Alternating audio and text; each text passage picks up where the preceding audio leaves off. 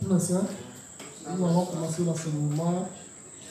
Je me présente, je suis Luc Evra Abdoumon, le juste. Et j'interviens encore une fois de plus sur les 5 combinaisons de la foi. Aujourd'hui, nous sommes le lundi 28 mars, c'est ça? 2022. Donc, avant de commencer l'enseignement, nous allons commencer par la prière. Donc, ma collaboratrice va faire la prière et puis on va commencer. Bonsoir les justes. Ensemble, on va se disposer pour d'abord présenter notre foi au Seigneur et ensuite confier ce moment. Ensemble, prions. Père Céleste, te disons merci de ce que tu nous as rendu sans péché devant toi pour toujours. Car c'est tous les jours de nos vies de foi que nous voyons que nous péchons aussi aux paroles par action. Et cela volontairement ou involontairement, que nous devrions être jugés et jetés en enfer pour nos péchés. Mais dans ton amour plus grand que tout pour nous, tu nous donnes pour sauver le Seigneur Jésus-Christ. C'est lui qui, par son baptême accompli au Jourdain par Jean-Baptiste, nous nos péchés passés, présents et futurs. Par sa mort, il se sont laissés à la croix et paya le prix pour nos péchés, purifia nos consciences de péché, détruisit ce corps de péché. Par sa résurrection, il vaincut la mort, le séjour des morts et l'enfer pour nous. Par son ascension dans le ciel, il donna le Saint-Esprit que je peux nous donner à tous ceux qui croiront en ses yeux. Par ses yeux, Seigneur, je nous donne une bonne fois pour toutes des fausses doctrines de témoins de Satan. Merci, Seigneur, de ce que tu nous as rendus justes, saints et sans péché devant toi pour toujours.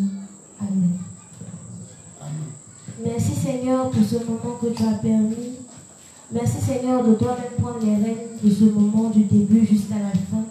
Merci de parler au travers de ton serviteur, d'éloigner de lui toute forme de malaise et de stress. Merci, Seigneur, de disposer le cœur de chaque juste ici à recevoir ta parole et à la garder précieusement. Merci de presser le pas des retardataires et de mettre dans le cœur de tous les justes l'envie, mais surtout la nécessité d'être unis aux activités de l'Église. C'est au nom de Jésus-Christ que nous avons tous prié. Amen. Amen. Et veuillez m'excuser, je suis un peu soufflant. Je fais une petite grippe ces journées-là. Donc, comme je l'ai dit tantôt, j'interviens sur les 5 combinaisons de la foi. Et ça fait, aujourd'hui, cette semaine, c'est la 3e semaine que nous intervenons. Voilà. Donc, les deux semaines passées, on a eu à dire beaucoup de choses. Et les chants sont revenus là-dessus pour expliquer en détail la prestation des chants qui ont fait de bons résumés. Voilà. Ce qui signifie que nous avons été compris. Voilà. Donc, le principal dans le cours, c'est de se faire comprendre. Quand un cours est donné et que les gens ont compris, nous sommes satisfaits. Donc, avec le résumé des chants, on espère que l'Assemblée aussi a vraiment compris parce qu'il n'y a pratiquement pas eu de questions. Donc, je vais demander à ceux qui nous suivent, qui sont présents aujourd'hui, de bien vouloir nous faire un petit résumé des 2 semaines passées, si possible. Quelqu'un se rappelle, s'il a ses notes. Voilà.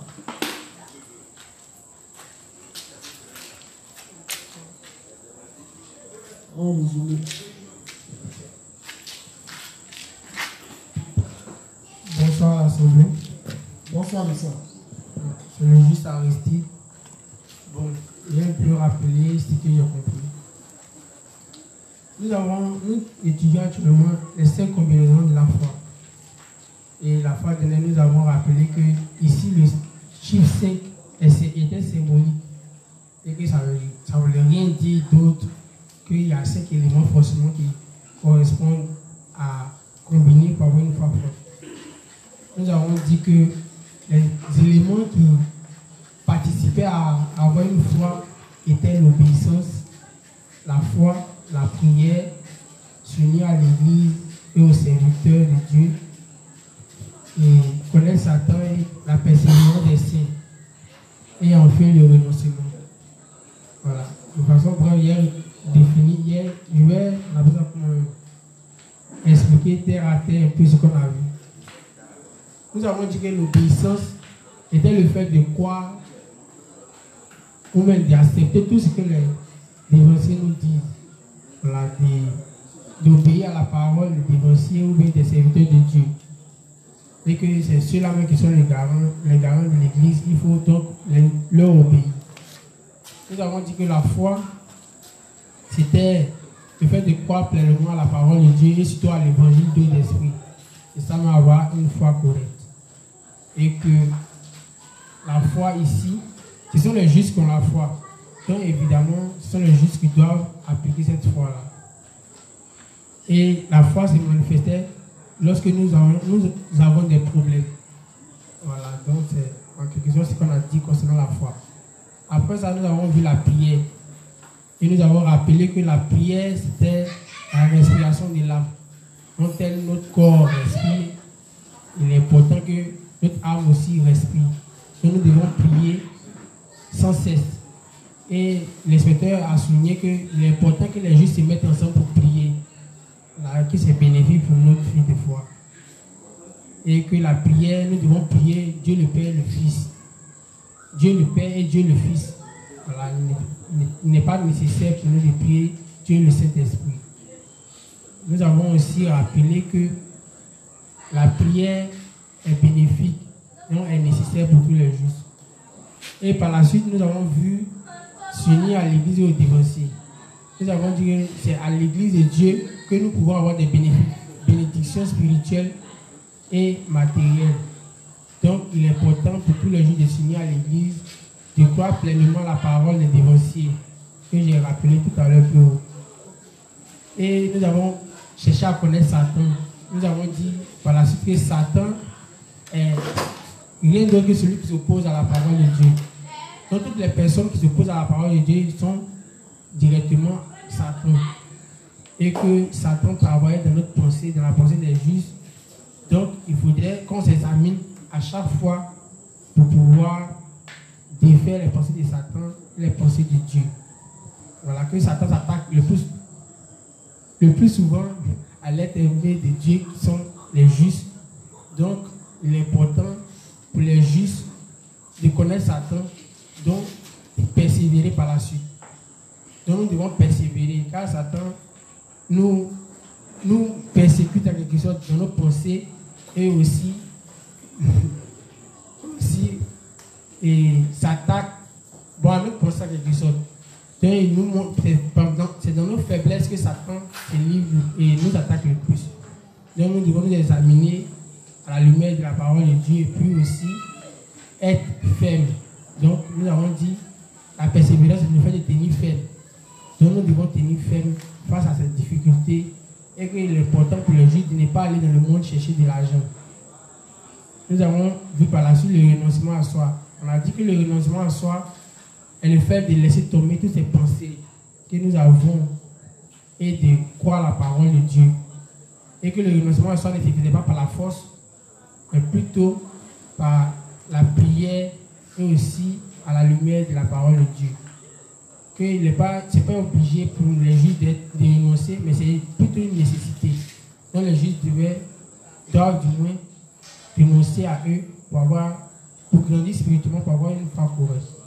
Voilà, donc en gros, c'est ce que j'ai pu comprendre. C'est tellement long que... Amen. Merci beaucoup.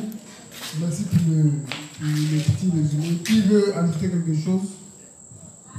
Juste qui veut ajouter quelque chose? La personne? Il a tout oublié. Ok, d'accord. Donc, comme il a dit, on a travaillé, nous sommes en train de travailler sur la seule combinaison de la foi.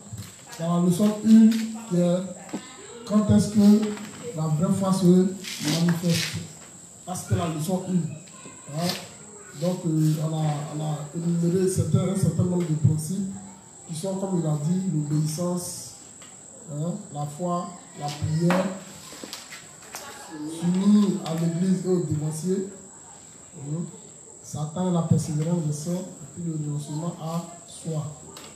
Donc, dans la première partie, nous avons vu déjà l'obéissance. L'obéissance, on a vu la voie, la véritable foi. Excusez-moi, c'est le corps, l'évangile de l'esprit. N'est-ce pas? Et quand nous croyons l'évangile de l'esprit, nous devons nous unir à l'église pour pouvoir nous faire former. Et dans la formation, nous devons connaître qui est Satan, véritablement, et puis comment lui résister. Hein? Et par la suite, nous devons renoncer à nous. Donc, nous sommes arrivés sur le renoncement à soi. Le renoncement à soi, on a vu qu'il y avait, on était sur le grand 1, hein, le fonctionnement du renoncement à soi. Et on a parlé de s'examiner à la lumière des Écritures. On ne doit pas être forcé à renoncer à nous. On doit renoncer à nous de notre propre volonté, éclairée par la foi. On a dit que pour cela, nous devons être enseignés sur les principes de base énumérés ci-dessous. Hein? On a vu le premier 1, c'est s'examiner à la lumière de la parole. Le petit 2, petit 1, s'examiner à la lumière de la parole. Petit 2, amener nos pensées charnelles à la soumission. Reconnaître, dans le même petit 2, reconnaître ce qui est faux comme faux. En 3, on a vu graver nos pensées et que nous devons graver dans nos pensées et que le fait de renoncer à nous. Hein? Entre parenthèses, proclamation de ce qui doit être. Proclamation de ce qui doit être. Et on a vu en état béni que les conséquences du renoncement à soi ne sont pas enseignées à celui ou celle qui est obligé de renoncer. Est-ce qu'on a vu ça? Ça, on n'a pas vu ça. Voilà, donc on s'est arrêté sur le grand et le petit 3, n'est-ce pas? Qui est gravé nos pensées et, dans nos pensées et cœurs, le fait que nous devons renoncer à nous. Et dans l'enseignement, j'ai donné un témoignage. Hein? C'est sur le témoignage que je me suis fondé pour faire l'enseignement. Voilà. Donc, nous sommes toujours dans le fonctionnement du renoncement à soi. Et dans le petit 3, il est question de graver dans nos pensées et cœurs le fait que nous devons renoncer à nous. Proclamer ce qui doit être. Donc, on a parlé du livre 28, page 371, paragraphe 2 et 3. Livre 28, page 371, paragraphe 2 et 3. Ça va? On le teste? Donc, on va faire la lecture.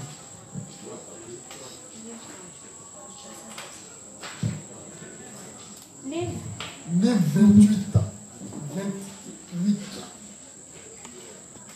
page 371, paragraphe 2 et 3.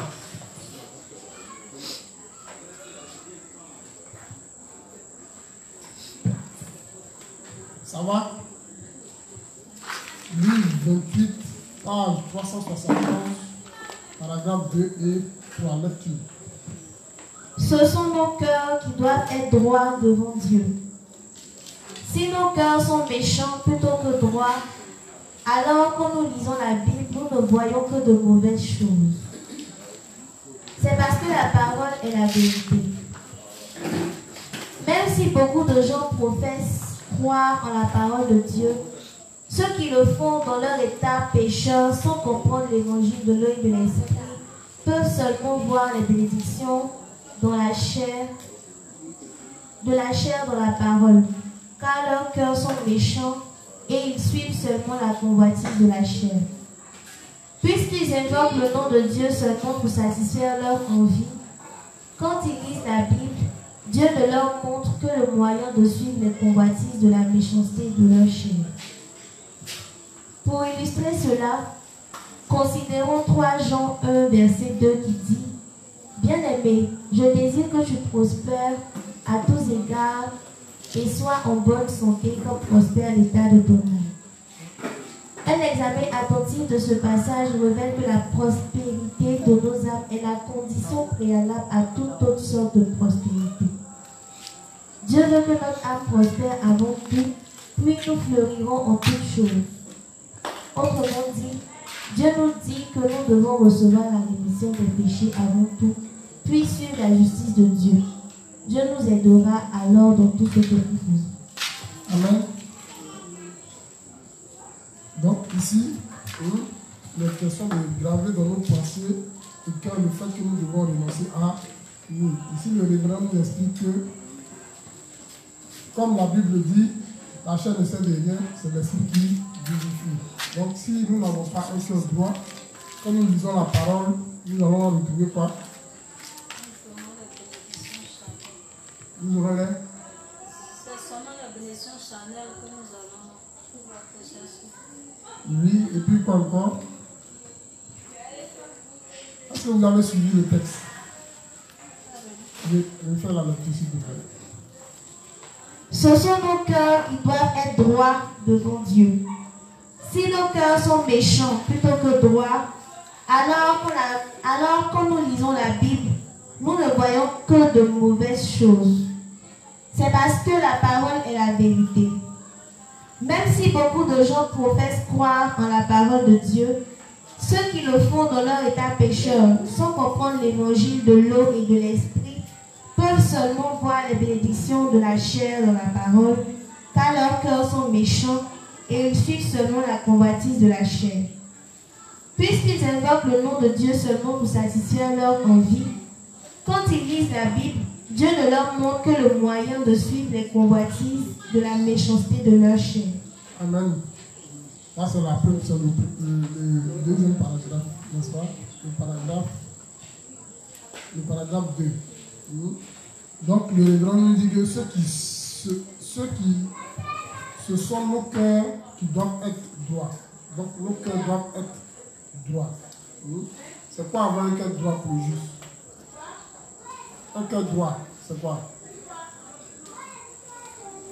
Oui, le juste. David.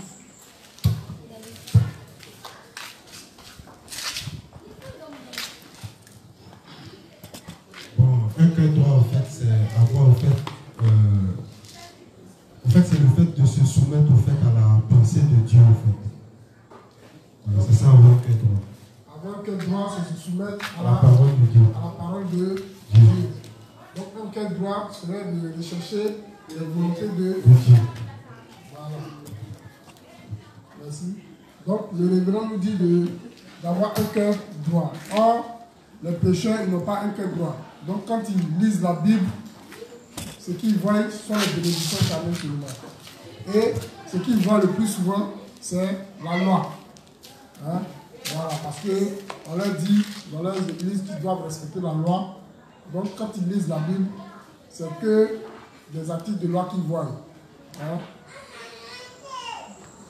Or, comme nous, maintenant que nous sommes les églises, nous avons connu le véritable évangile, nous, bien au contraire, quand nous lisons la Bible, nous voyons la bénédiction de Dieu, la bénédiction spirituelle.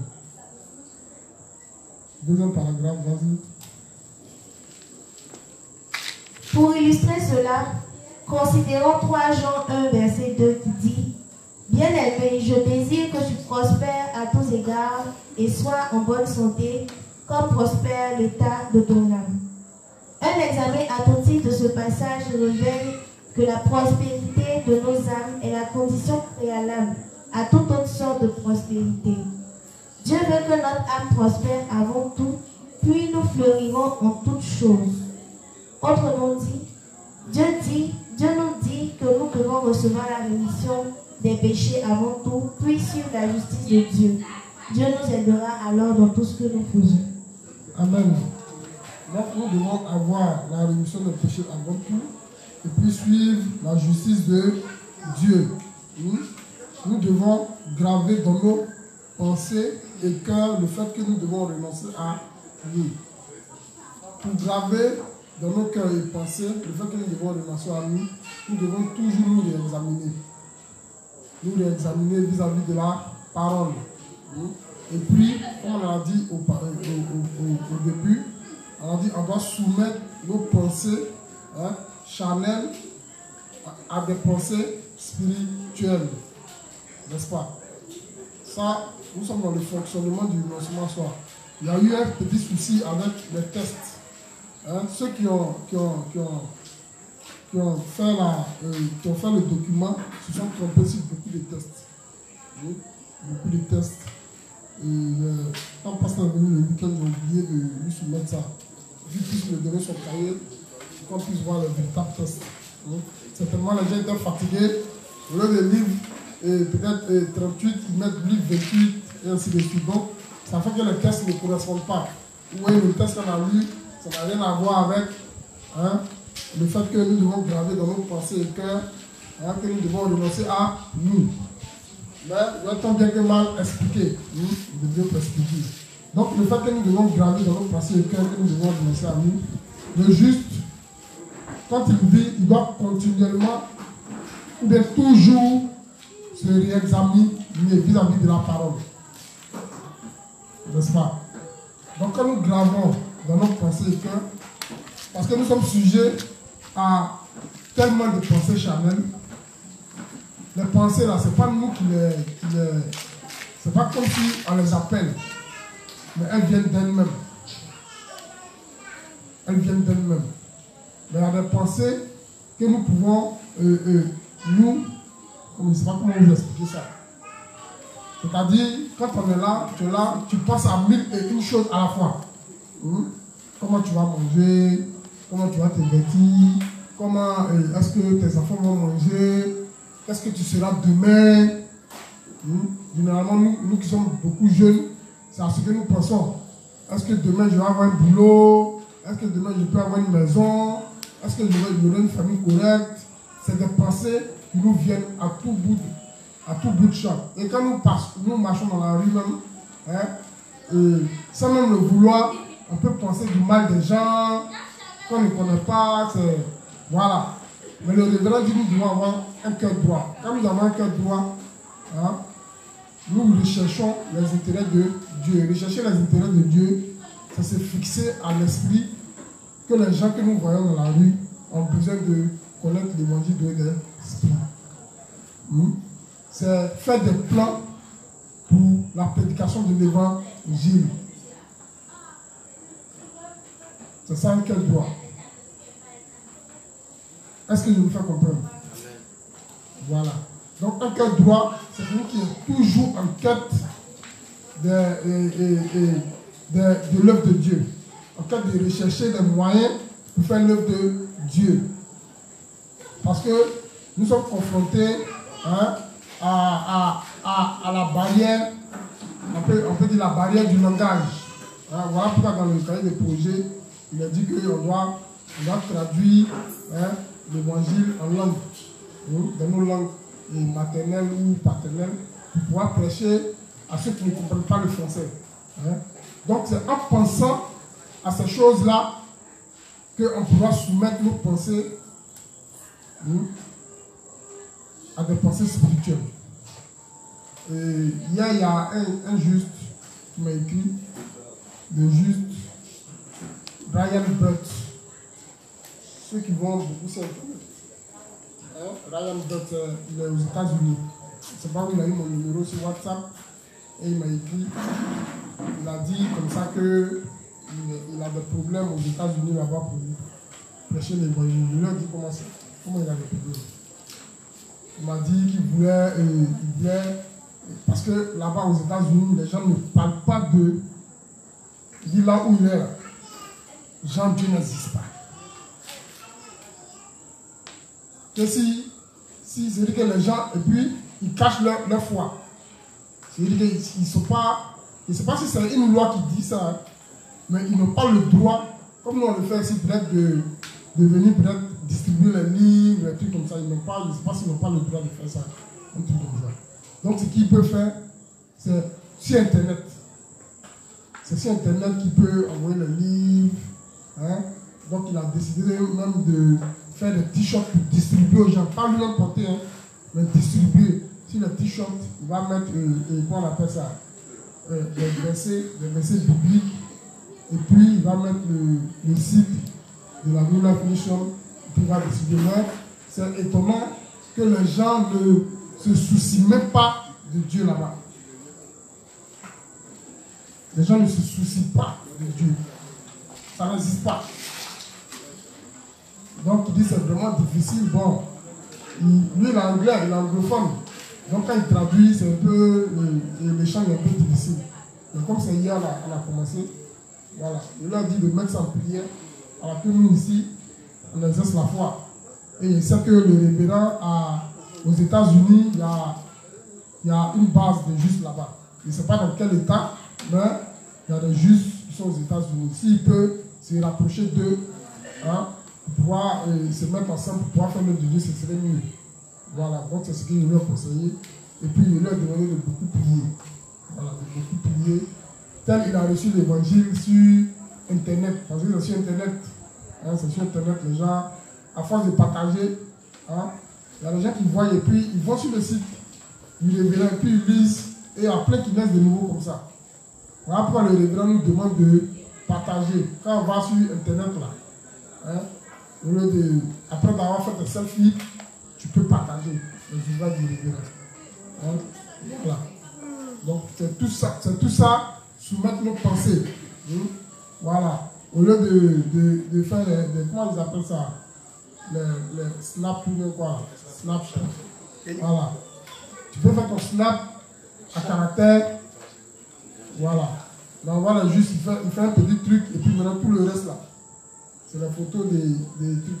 La donc voilà. Dans cet aspect-là aussi, on doit renoncer à nous. Hein?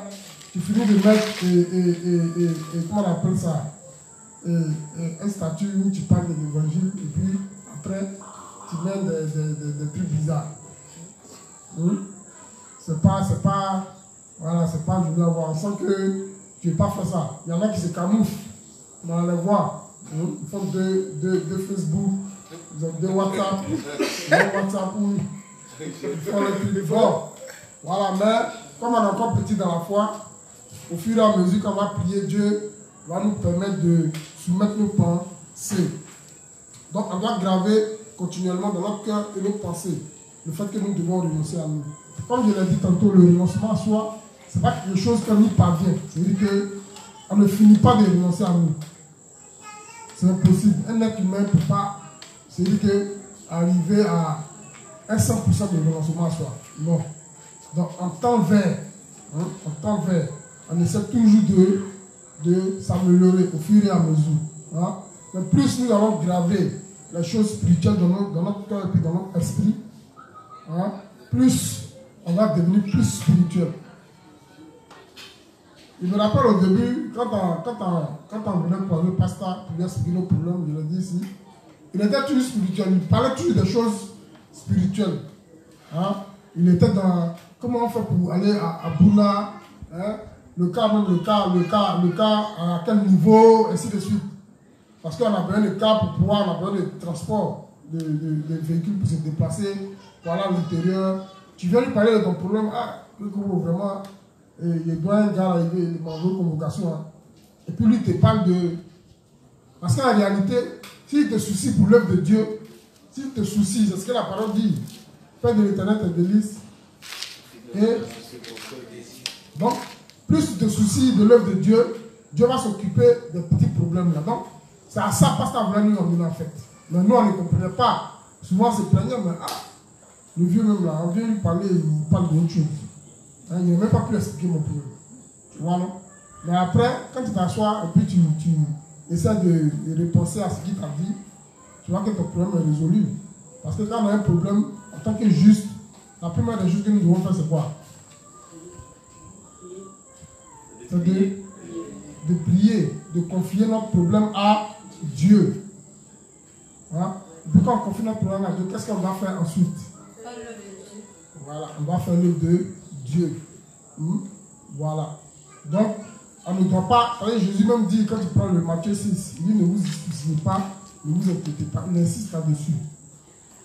Hein? Il dit même, laissez le lendemain prendre soin de lui-même. À chaque jour suffit sa peine. N'est-ce pas? Ça veut dire que le juge ne doit pas s'inquiéter véritablement.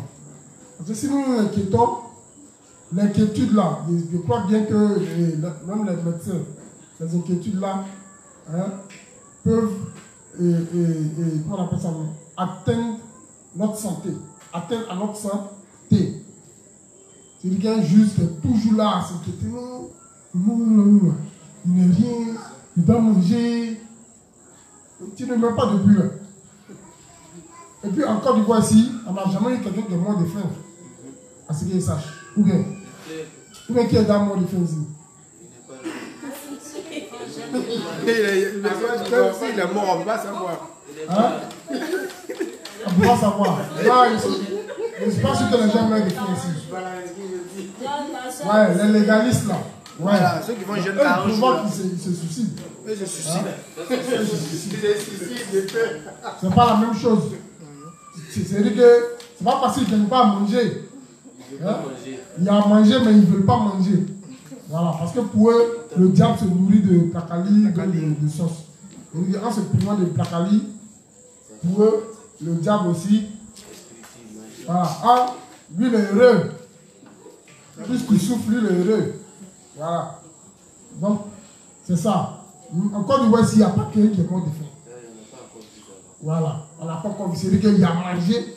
Il n'y a pas mangé qu'en famine.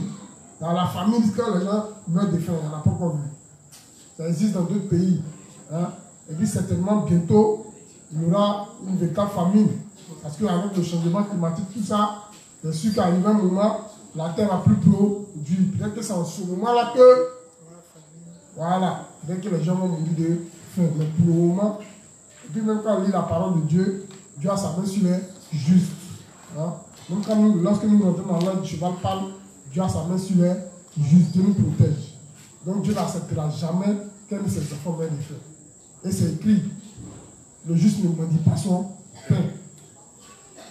Si nous croyons à ça de tout notre cœur, on ne va jamais manger notre pain. C'est parce que nous sommes des personnes qui manquent de foi. Et quand la parole dit, on dit oui, c'est la parole qui a dit, mais véritablement dans notre cœur, on n'accepte pas. Non? Or, le révérend dit que, voilà pourquoi le révérend dit, nous devons graver dans nos cœurs et dans nos pensées. Parce que le cœur et puis la pensée, là, c'est différent. Voilà. Voilà pourquoi le pasteur nous dit toujours que l'Esprit de Dieu parle de notre cœur. Mais Satan lui parle où? Dans nos pensées. Et c'est quand tu grandis spirituellement que tu peux faire la différence, hein, entre les pensées et puis le cœur. Qui peut me donner la différence? Comment ça se passe? Qui peut me dire comment est-ce que Dieu nous parle dans notre cœur? La parole dit que Dieu, c'est par des soupirs inexprimables. Voilà. Or, la pensée, c'est pas par. C'est-à-dire que dans le cœur, là, on ne peut pas expliquer. Inexprimable, ça veut dire qu'on ne peut pas expliquer. Est-ce que vous comprenez? C'est comme tu te réveilles le matin et puis tu as une envie de peut-être appeler un frère. Tu ne sais pas d'où ça vient, mais tu as envie d'appeler un frère.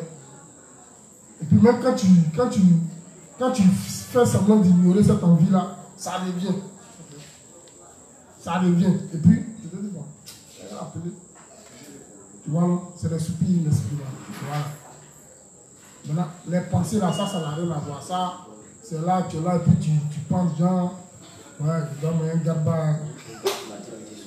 Voilà. Ça, c'est dans ta tête, ça se passe. Hein? Voilà, genre, je fais, je dois me un bon gaba. Voilà. Tu peux expliquer, ah, ouais, il pensait à toi. Hein, le frère, il pensait à toi. Tu vois. Mais de l'autre côté, c'est pas la même chose. C'est pas explicable. Je ne sais pas si vous faites comprendre. Hein. Vous ne comprenez pas la juste bonne. Vous ne comprenez pas encore. Tu ne comprends pas. Qu'est-ce que tu ne comprends pas?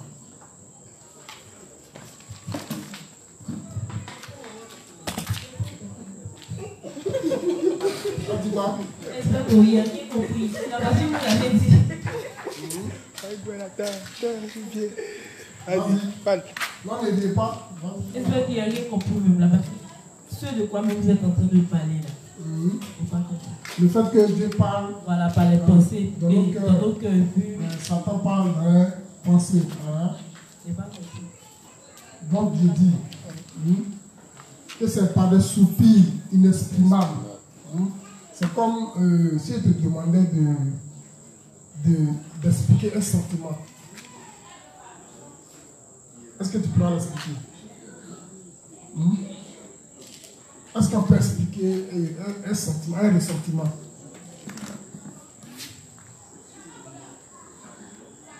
Tu ne peux pas. C'est de ça qu'il s'agit. C'est-à-dire que l'amour, c'est un sentiment. Voilà, c'est un sentiment. Mais est-ce que l'amour, on peut l'expliquer?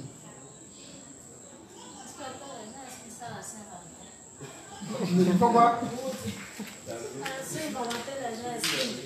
Ils expriment ça. À la Saint-Valentin. Saint-Valentin là pour exprimer ça. Ils expriment, mais ils n'expliquent pas. Ils expriment.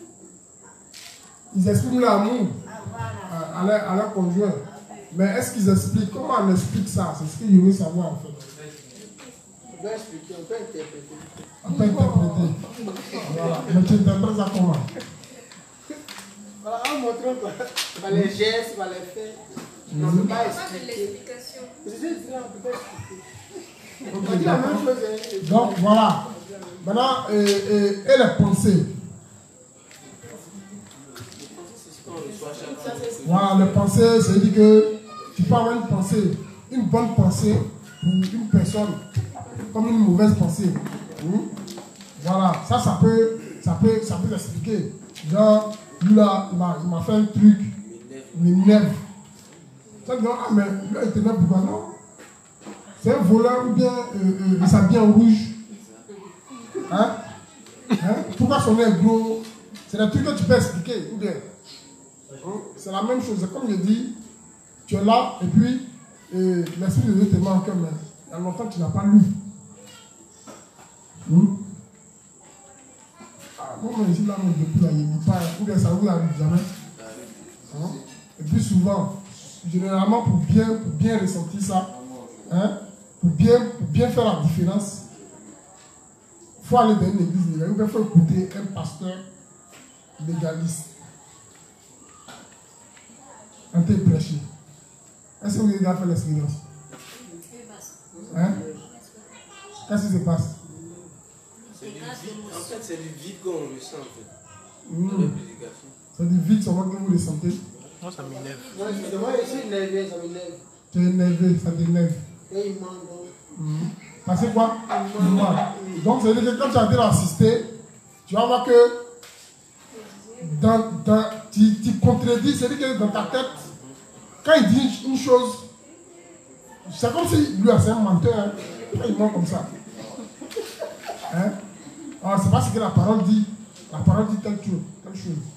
Ou bien, effectivement, si un juste quitte l'assemblée des justes, qui va dans une église, voilà pourquoi le révérend dit, quand on prêche l'évangile aux gens, on n'a qu'à les laisser. Tu as prêché, si la personne qui l'a compris, faut pas l'obliger à venir à l'église. Ce n'est pas ton rôle. Toi, ton rôle, c'est d'annoncer la nouvelle. Une fois que tu as annoncé, si la personne a véritablement compris, tu vas voir que d'elle-même, elle va venir. Parce que quand elle va partir à l'église, de son ancienne église, c'est la question. C'est-à-dire que quand la personne sera en train de suivre un culte légaliste, le gars là, mon pasteur là, c'est ce qu'il dit, c'est ce qu'il dit là. Et forcé après le culte, il va aller voir le pasteur. Ah, mais le pasteur, il y a une question. Pourquoi Jean-Baptiste s'est bien baptisé? Oh, il a la réponse parce qu'il a déjà prêché. Il va aller demander au pasteur. Non, mon fils, tu sais, ça c'est pas à ton niveau. Il va que le pasteur tourne autour. Il sait déjà que le gars là, c'est un faux pasteur. C'est un menteur. Et de lui-même, il va venir à l'église. Parce qu'ayant soif, parce qu'ayant reçu le Saint-Esprit va mettre en lui, hein, parce que le Saint-Esprit convainc de quoi? Il nous convainc de quoi? Péché. De péché, de quoi? Et puis de quoi? Le Saint-Esprit nous convainc de quoi? De justice.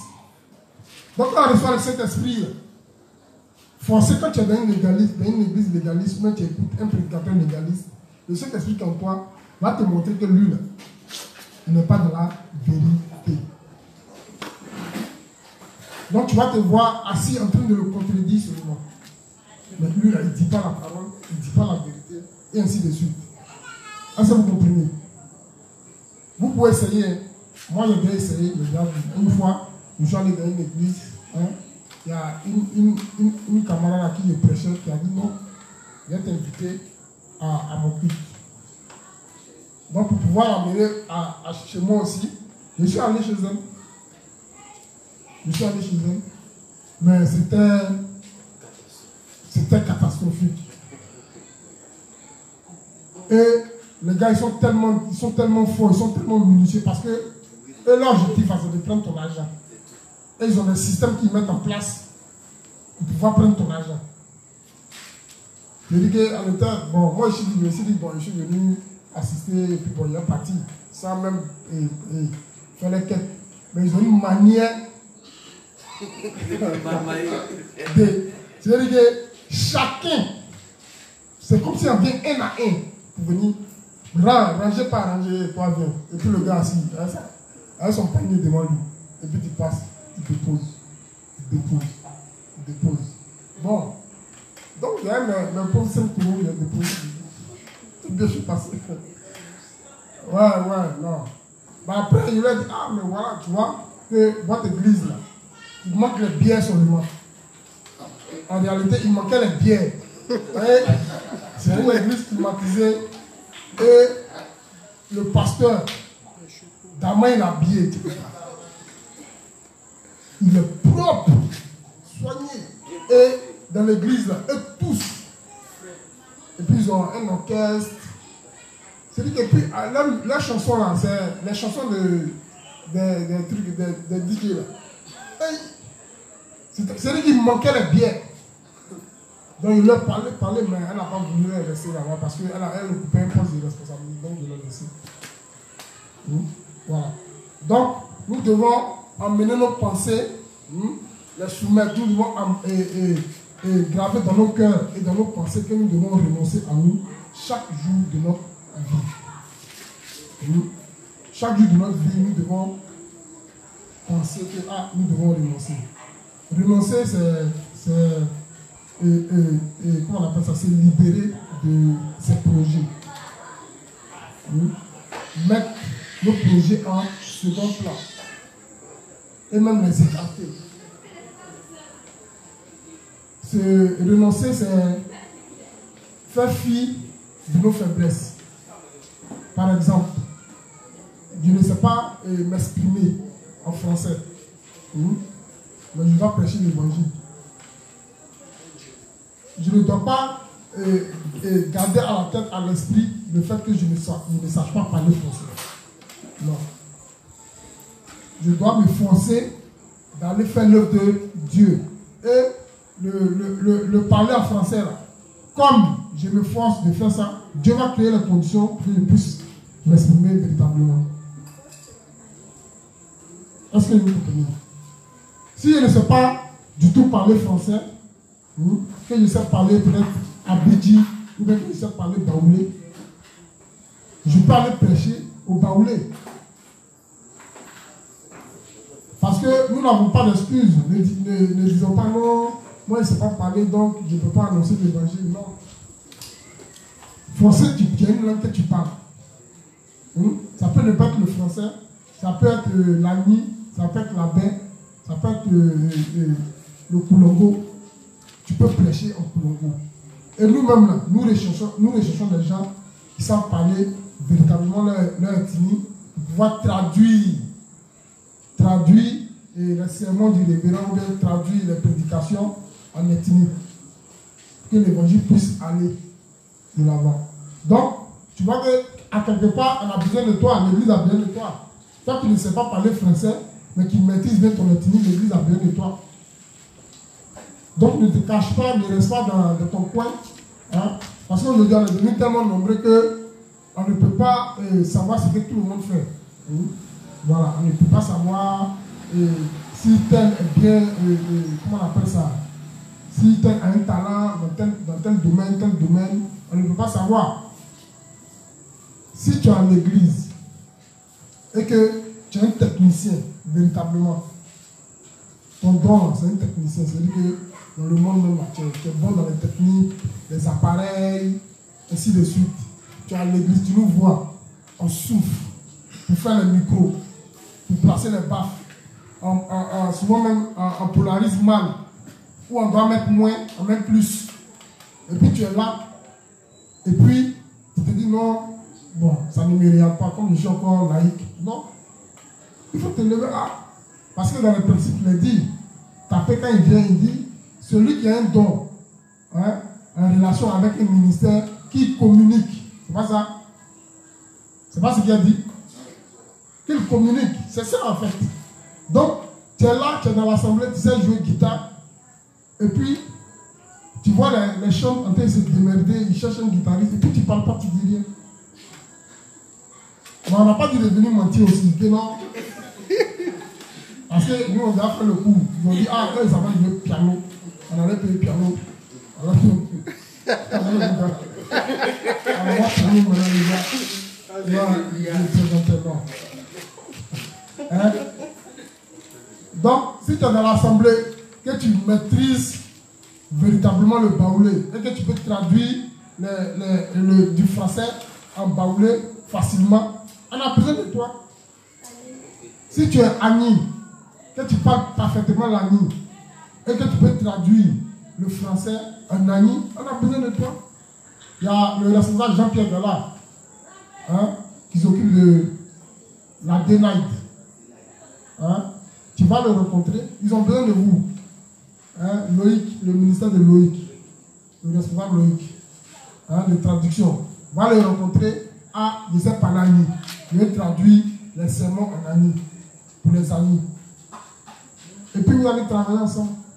Mais jusqu'au jour d'aujourd'hui, je ne pense pas que Loïc ait reçu quelqu'un pour faire traduction. Or, il sait qu'il y a des gens qui savent traduire. Donc, ce côté-là aussi, là, on doit renoncer à nous. Est-ce que vous comprenez? Voilà. Donc, on va passer au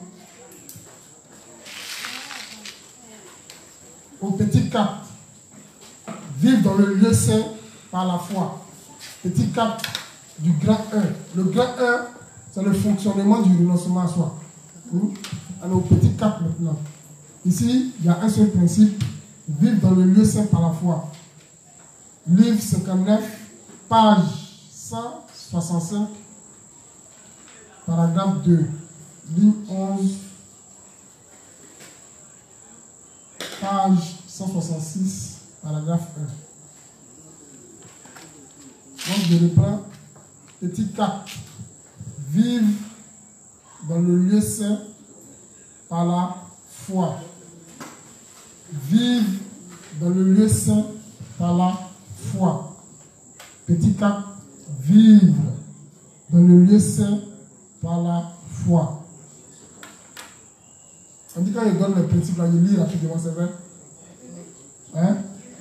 Mais je répète plusieurs fois. Livre 59, page 165 plutôt. Paragraphe 2. Ligne 11. Tiré. Page 166. Paragraphe 1. Je reprends. Livre 59. Page 165. Paragraphe 2. Ligne 11. Tiré. Page 166. paragraphe 1.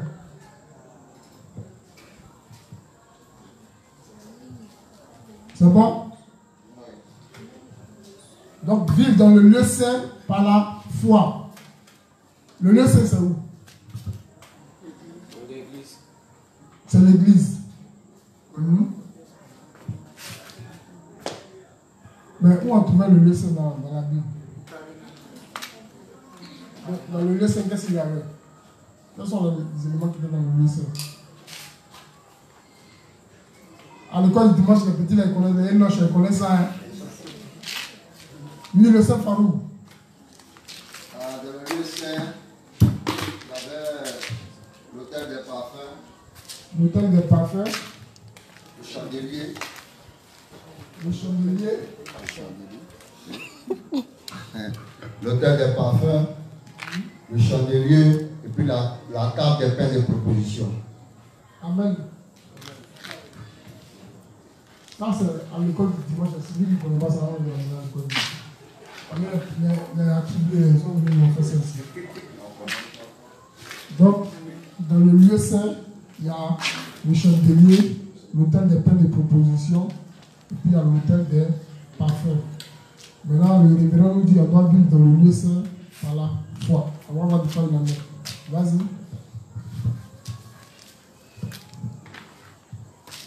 Les saints rachetés doivent s'assembler pour former l'Église de Dieu. Il est absolument important pour ceux qui ont reçu la rémission des péchés de demeurer ensemble dans l'Église de Dieu.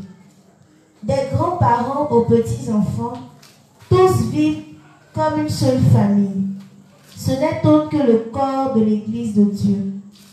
Vous tous rassemblés ici, dans l'Église, formez la même famille, indépendamment que vous soyez âgés ou jeunes.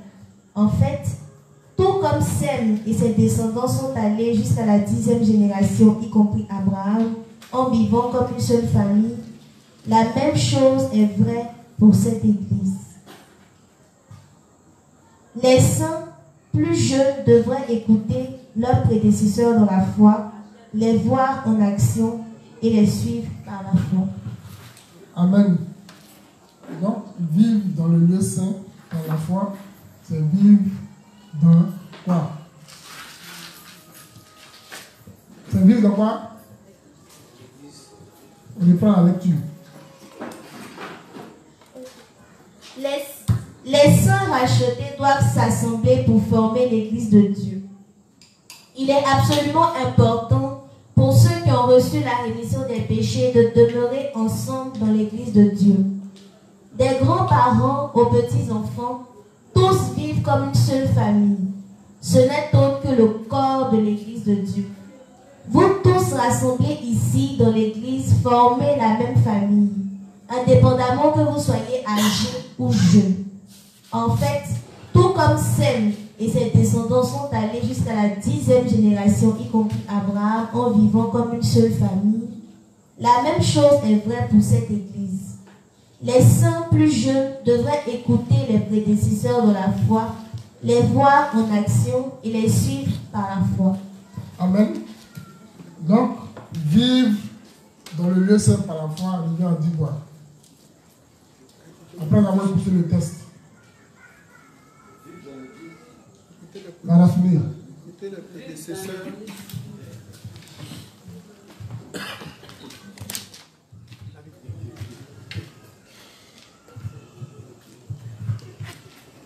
Vivre dans le lieu saint par la foi. Dans le texte, on nous dit, après avoir écouté la parole de Dieu, on doit se rassembler en église. Amen. Donc, dans le texte, le révérend dit qu'après être né de nouveau, on doit se mettre ensemble. Quand les saints se mettent ensemble, c'est les saints qui forment l'église. Les saints mis ensemble forment l'église de Dieu. Et puis par la suite, il dit quoi? Les plus petits dans la foi doivent faire quoi? Être unis à leurs prédécesseurs. Ils doivent écouter leurs prédécesseurs dans la foi, les voir en action et suivre leur foi. Mais si, c'est chaque dimanche quand on se croise dans l'église, c'est à quel moment les plus petits de la foi vont voir les prédécesseurs en action et puis suivre leur foi? c'est à quel moment? Parce que, effectivement, nous n'habitons pas souvent le même quartier. Mais vous voyez que nous, ici, à Nord, on avait un QG. Malheureusement, bon, ils ont cassé le bord, donc ça fait que on s'est un peu, chacun est resté dans sa maison.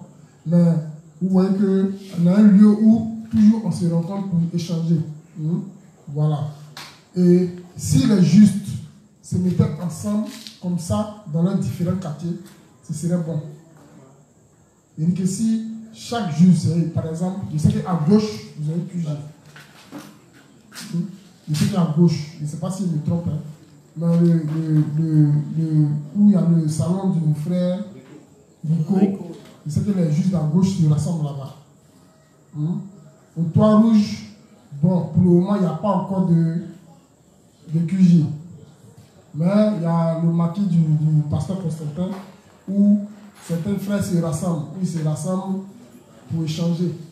Hein? Je ne sais pas si à Cité Verte, il y a un QG aussi.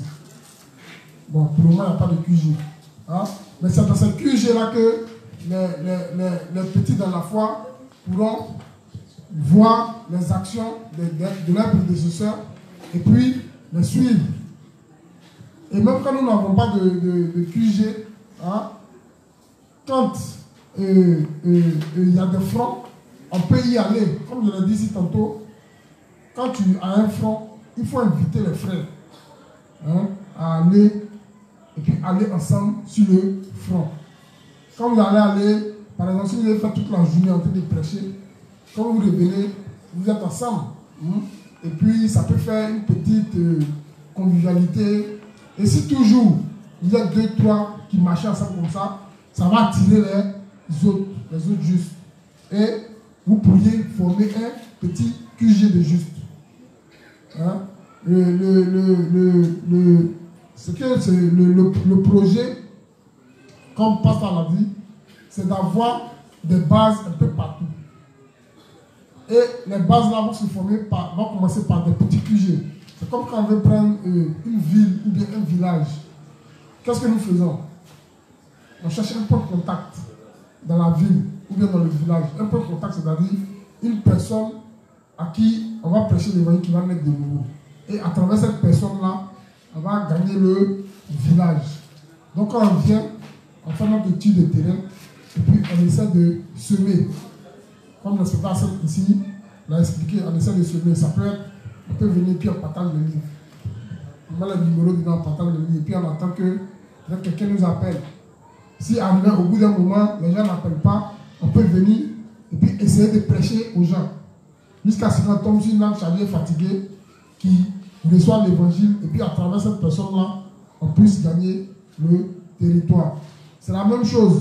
Quand les deux justes, si deux justes s'asseyent qui ne pas d'un endroit, toujours, généralement, les lieux de rencontre, c'est les cabines téléphoniques là. Nous actuellement notre QG c'est le frère, comment il s'appelle? Débonzi, Godenier, hein, qui vend les chaussures, donc on vient s'asseoir autour de lui. Et là, ça forme un petit QG le soir. Si tu cherches des justes qui ne passent, si tu t'ennuies, c'est sûr que tu vas nous trouver là. Le soir. Mais le matin, comme il y a le soleil, généralement c'est devant chez l'inspecteur Cédric, souvent c'est réuni. Hein. Mais comme le bois est totalement nu, il n'y a pas de bois où s'abriter, donc on est devant chez l'inspecteur Cédric, mais comme c'est devant une maison, puis il y a plusieurs maisons dans un couloir, donc on ne peut pas durer là. Voilà. Mais toujours est-il qu'on cherche, si on a eu un bon endroit, un bon QG où on va rester, vous allez nous voir. Voilà. Donc, les justes doivent demeurer ensemble. Ici, le révérend, il dit, même si nous sommes grands-pères, il dit que même si tu es âgé, il faut faire fi de ton âge. C'est ça aussi le renoncement à soi. Il faut faire fi de ton âge, il faut faire fi de ta condition sociale. Hein? Parce que dans la justice, c'est comme l'âge de Noé, il y a plusieurs types d'animaux.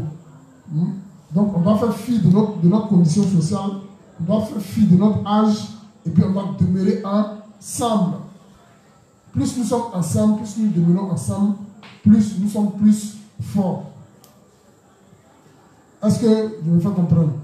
C'est-à-dire que quand nous sommes ensemble, comme on le dit, hein, les faiblesses des uns sont comblées par les forces des autres. N'est-ce pas? Voilà. Donc le révérend nous conseille de vivre dans le lieu saint par la foi. Vivre dans le lieu saint, c'est demeurer ensemble. Donc nous ne devons pas être des justes du dimanche. Voilà. Nous devons chercher à venir. Souvent nos prédécesseurs dans la foi, là, ils sont là. Moi par exemple, ou bien l'inspecteur chef, les autres inspecteurs chefs, souvent ils reçoivent les visites. Et souvent à la maison, s'il y a des justes qui viennent. Mais nous sommes là. Bon. Si tu ne viens pas vers nous, on ne peut pas savoir que tu as des problèmes. Tu peux avoir lu un livre et puis tu ne comprends pas. Tu connais chez l'inspecteur chef, tu connais chez l'inspecteur Sam, tu connais chez moi, tu connais chez le père Cédric. Tu vas inspecter, il ne comprend pas telle chose, il ne comprend pas telle chose. Et puis il t'explique. C'est ça aussi vivre dans le lieu saint par la foi. Ou bien, hein? Voilà. Tu n'as pas compris quelque chose. Donc nous devons nous mettre ensemble, nous devons faire tout ensemble. On doit vivre comme les Juifs. Les Juifs, eux, ils font tout ensemble. Si un Juif ouvre un restaurant, ses clients seront les Juifs. Donc nous aussi là, si un frère ouvre un restaurant, nous devons être ses premiers clients pour l'encourager dans son business. Ou bien, voilà, c'est ce qui est normal. Parce que derrière les pécheurs, ils nous montrent du doigt. Donc nous aussi, on doit soutenir notre frère qui a fait son business. Voilà pourquoi les meilleurs clients de débondis, c'est qui? C'est le juste. Hein? Et quand un juste fait un commerce, les meilleurs clients de la juste, c'est qui?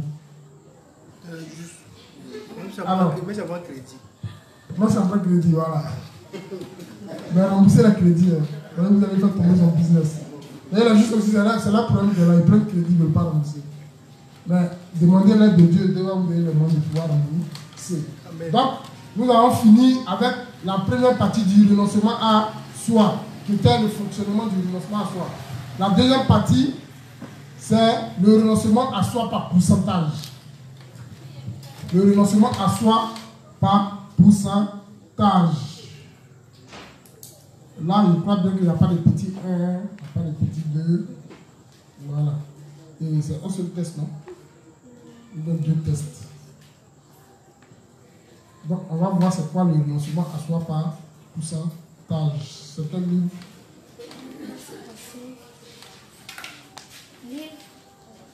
Livre 55, page 316, jusqu'à la page 317. 313, paragraphe 3, ça c'est la version papier.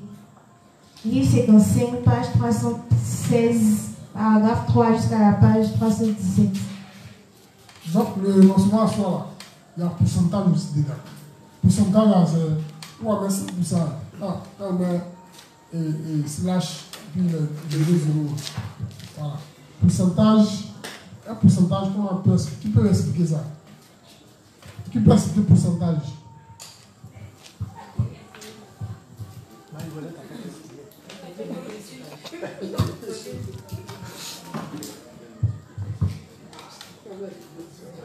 Comment on fait le pourcentage? Quand on parle de pourcentage, on est sur une échelle de 100. C'est comme, on peut dire sur 10 là. Quelle note tu peux te donner par rapport au renoncement à soi? Tu te donnes combien? 10 sur 10. 10 sur 10 égale à 100%. Si tu donnes 5 sur 10 égale à 50% de renoncement à soi. Mais les 100% de renoncement à soi équivalent à quoi? Équivalent à quoi? Merci. Ça équivaut au paradis. Ça équivaut à l'enlèvement. Ça veut dire que si tu es arrivé à 100%, c'est que tu es dans la tombe. Donc, le renoncement à soi, là, il y a un degré. Le révérend, il va citer le degré. Il va citer le degré dans le livre. Mais le révérend dit, on ne doit pas faire 50-50. C'est-à-dire que 50% de pensée charnelle et 50% de pensée spirituelle. Du cas, c'est comme ça, la foi n'est pas correcte. Il faut que le pourcentage de pensée spirituelle soit plus élevé que le pourcentage de pensée charnelle. Hein? C'est-à-dire que dans la vie d'un juste, un bon juste qui applique les 5 combinaisons de la foi. Hein? Voilà, il doit être 60% spirituel et puis 40% charnel.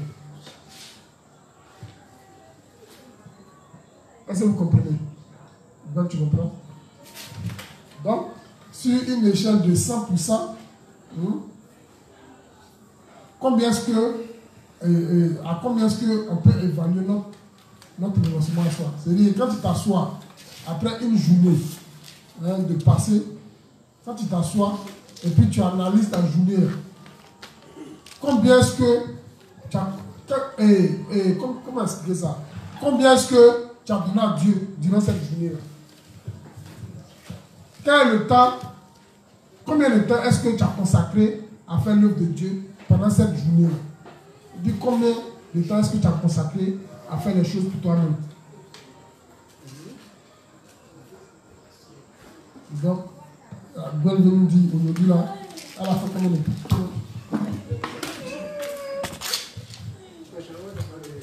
Tu as fait combien? 1%? Zéro. Tu n'as même pas prié. Tu as prié un peu. Donc, tu vois que le révérend dit, s'il y a 50%, notre foi n'est pas correcte. Donc, imagine toi, imagine comment tu as fait. C'est-à-dire que toi, tu as fait 0%. Hein? Donc, lecture. Y a-t-il 50% de votre cœur rempli de Dieu et 50% rempli de ce monde? S'il en est ainsi, vous n'avez pas la foi correcte. Vous devez rapidement rejeter au moins 10% de ces choses du monde. Vous devez maintenir les choses du Seigneur au moins à 60% dans votre cœur. Afin de faire cela, vous devrez incliner votre cœur vers le salut des âmes. Alors, vous pouvez vous tenir du côté du Seigneur si vous continuez un peu plus dans les choses de Dieu. Les choses de Dieu doivent avoir au moins 60% de votre cœur. Vous menez une vie spirituelle bientôt. Excusez-moi. Vous menez votre vie spirituelle plutôt bien si 70% de votre cœur est rempli des choses de Dieu. Vous êtes quelqu'un comme un petit frère ou petite sœur de l'apôtre Paul s'il y a environ 80%. Vous êtes comme le petit frère ou la petite sœur de Jésus s'il y a environ 90%. Et vous êtes un camarade de Jésus s'il y a 100%. Là, c'est trompé. S'il y a 100%, nous sommes comme le camarade de Jésus. Donc, je reprends le passage pour qu'on puisse bien comprendre. Y a-t-il 50% de votre cœur rempli de Dieu et 50% rempli de ce monde? S'il en est ainsi, vous n'avez pas la foi correcte. Vous devez rapidement rejeter au moins 10% de ces choses du monde. Et vous devez maintenir les choses du Seigneur au moins à 60% dans votre cœur. Afin de faire cela, vous devez incliner votre cœur vers le salut des âmes. Amen. Donc pour faire cela, le révérend nous dit quoi? Pour pouvoir incliner notre cœur vers les choses de Dieu, il faut faire quoi? Il faut beaucoup plus penser aux âmes. Vers le salut des âmes. Maintenant, qu'est-ce qu'il rentre, quand on parle du salut des âmes, qu'est-ce qu'il rentre en ligne de compte? Toujours être préoccupé par partager l'évangile aux autres. Préoccupé pour partager l'évangile, oui. Et puis encore, il faut se former véritablement. Hein? Voilà, il faut se former. Voilà. Il faut se former dans tous les aspects. Surtout celui-là d'évangéliser. Parce que quand on va sur le terrain de l'évangélisation, on prend différents types d'âmes. Donc la formation, là, elle est continuelle. Tu peux tomber sur un catholique. Il faut maîtriser la doctrine des catholiques. Tu peux tomber sur un musulman. Il faut maîtriser l'islam. Hein? Tu peux tomber sur un brahmanisme. Il faut connaître au moins les fondamentaux des brahmanismes pour pouvoir leur prêcher l'évangile. Donc, vous voyez qu'il y a tellement de choses à faire que Voilà pourquoi le révérend dit même 60%, c'est rien.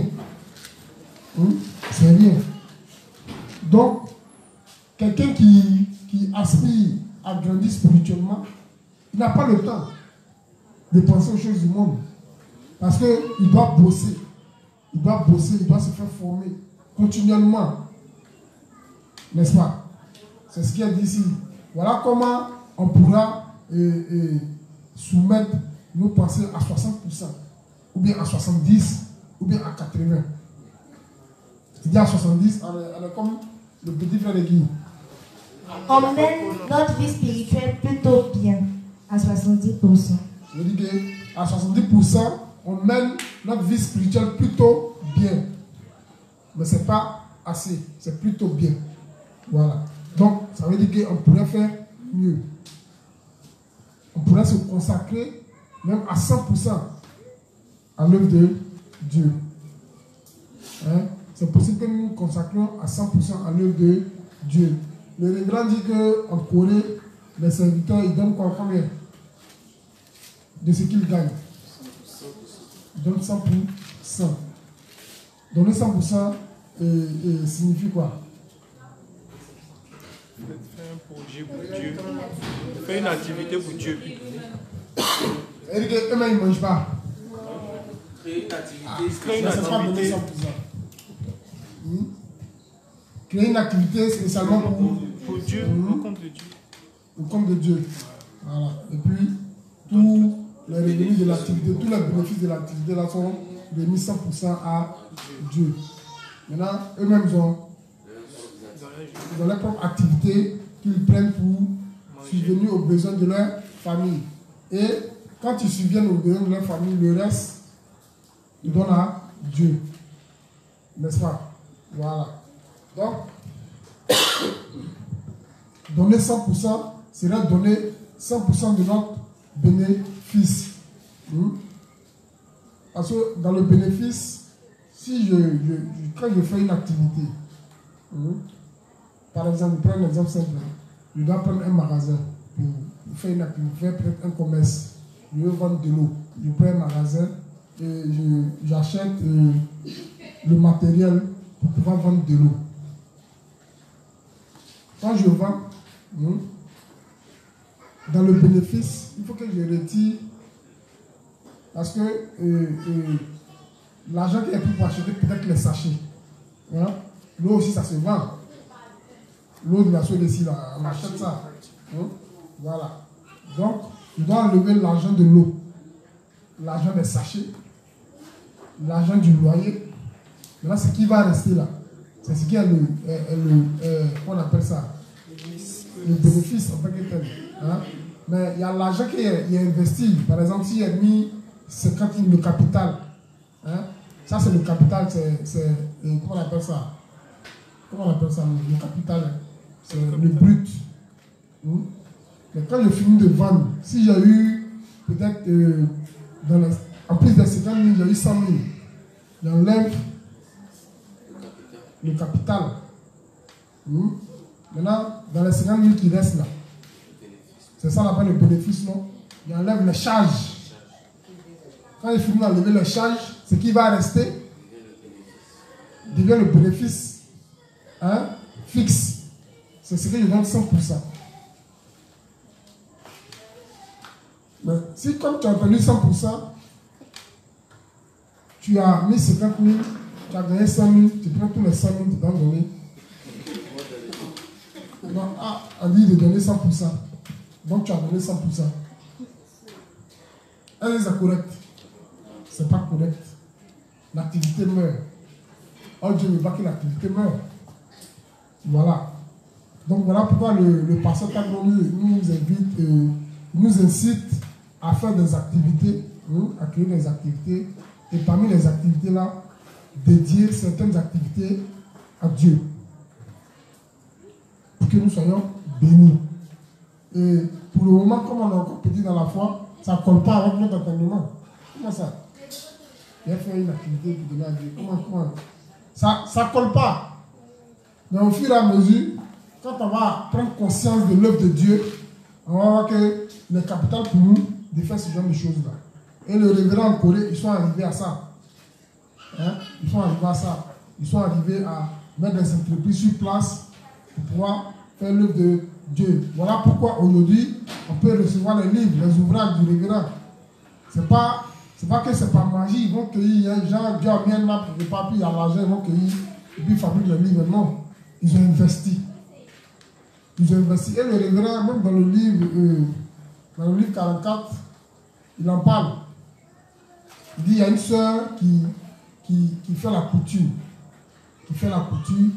Et il lui a dit, au lieu de rester là à accommoder les vêtements des gens, si toi-même, c'est-à-dire que tu cours, c'est-à-dire que tu te mets à ton compte et que tu fais des modèles, tu seras plus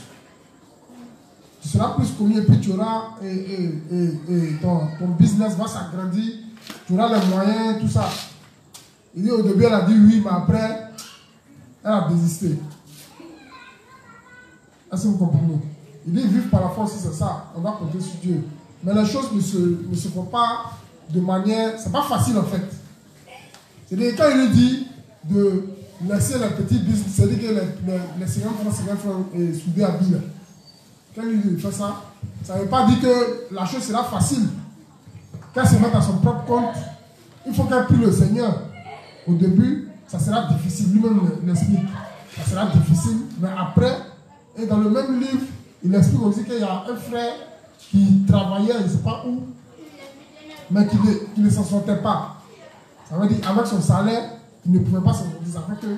Ça fait qu'il était criblé de dettes. Et le révérend lui a conseillé de faire des affaires. Il lui a dit, si tu ne fais pas d'affaires, tu ne vas pas t'en sortir. Et le frère a suivi le conseil du révérend. Il a épargné dans ce qu'il gagnait, il a pu épargner quelque chose et il a investi. Il a commencé à faire des affaires. Et au bout de quelques temps, il a remboursé toutes ses dettes et il est devenu super riche. Est-ce que vous comprenez? Voilà. Donc, quand on parle de vivre par la foi, bon, ce n'est pas s'asseoir à la maison et puis penser que tout va nous tomber du ciel. Ce n'est pas ça. Parce qu'il y a des gens qui pensent que, bon, on parle de renoncement à soi. Seigneur, donne-moi la force de renoncer. Et puis, tu le vois lui-même là, dans sa vie, il n'est pas prêt à renoncer. Et puis quand tu dis, ah, mais les prières, oui, sans prière, on dit le renoncement à soi, on n'est pas obligé. Que ne nous force pas à renoncer à nous. Tu vois, non, mais on prie pour lui. Mais il faudrait que nous aussi, c'est comme, il faut que nous aussi, on apporte quelque chose. Il faut que nous aussi, on ait l'envie. Mais si tu n'as pas envie de renoncer, comment est-ce que tu vas renoncer? C'est-à-dire que tu le dis du bout des lèvres. Non, je veux renoncer. Mais c'est trop fort que moi, Seigneur, je n'y arrive pas. Hein? Donc, quand on fait une activité, on doit avoir de sains lèvres. Voilà, on doit avoir de sains lèvres. On doit se dire que cette activité que nous faisons là, c'est pour pouvoir soutenir l'œuvre de Dieu. Si Dieu bénit l'activité, hein, on va lui donner sa part et nous aussi, on aura quelque chose là-dedans. Est-ce que vous comprenez? Et on doit travailler. On doit travailler véritablement, ne pas jouer les paresseux. On doit tout